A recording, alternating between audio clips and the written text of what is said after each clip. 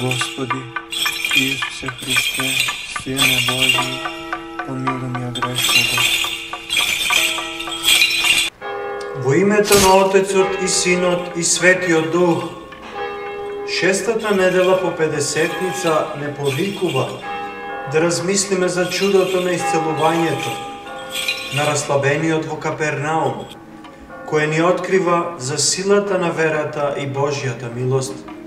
Овој ден исто така го празнуваме споменот на светата маченичка недела Кириакија, преподобен Тома Малеин и другите, чии животи се пример за непоколеблива вера и посветеност на Бога. Оваа беседа, инспирирана од светоотечките толкувања и современите епископски беседи, ја спојува евангелската порака со житијата на овие светии, за да не поттикне кон духовно обновување и следење на Христовиот пат. И влезе во кораб, Исус премина и дојде во својот град, и ете му донесо еден расслабен, положен на постелка, и кога ја виде Исус верата нивна, му рече на расслабениот: Синко, не бој се, ти се простуваат гревовите твои.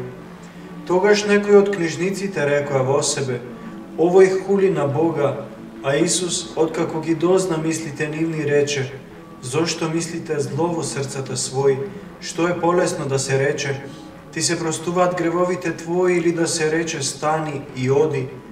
Но за да знаете дека Синот човечки има власт на земјата да простува гревови, тогаш му рече на расслабениот: стани, земи ја постелката своја и оди си дома.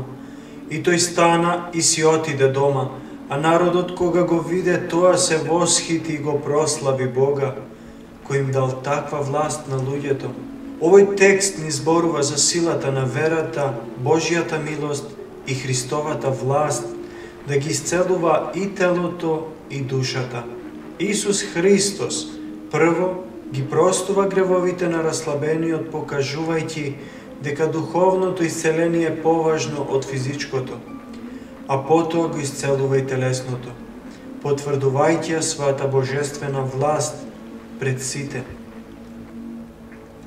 Според светиот Јован Златоуст, Христос го исцелува расслабениот на два начина, духовно и телесно, за да покаже дека гревот е често коренот на страдањата. Прво ги простува гревовите зашто душата е поважна од телото, но со физичкото исцеление тој ја потврдува својата власт и ги разобличува неверните книжници. Ова чудо не учи дека верата, како онаа на пријателите на расслабениот, е клучна за добивање на Божјата милост. Еден епископ во една од своите беседи во својот манастир вели: верата на оние што го донеле расслабениот е активна вера. Тие не само што верувале во Христос, туку и ги надминале сите пречки за да го донесат пред Него. Ова не мотивира, не поттикнува да ја изразиме нашата вера преку дела на љубов и грижа за другите. Друг пак митрополит во својата беседа истакнува: расслабениот е слика на секој од нас кога сме духовно парализирани од гревот. Христос не повикува да станеме и да ја земеме нашата постелка, символ на нашите слабости, да тргнеме кон домот на Отецот.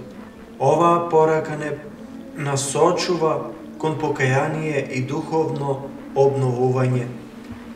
Житијата на светиите за шестата недела по Педесетница. Во овој дел ќе спомнеме само житијата за еден светител и една светителка. На овој ден црквата ги празнува светат великомаченичка недела Кириакија и преподобен Тома Малеин, чии животи се светилници на верата и посветеност на Бога. Светата великомаченичка недела Кириакија живеела во 4 век во Мала Азија. Родена во христијанско семејство, таа од мали нозе била воспитувана во верата.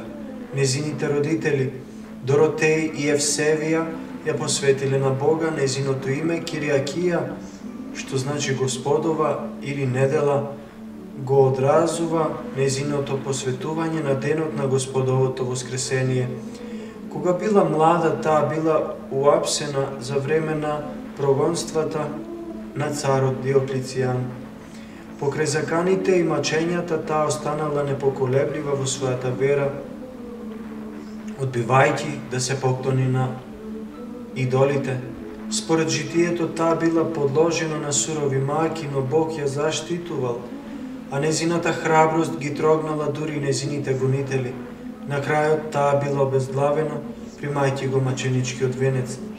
Животот на светата недела Кириакија е пример за непоколеблива вера и храброст, како што вели еден друг епископ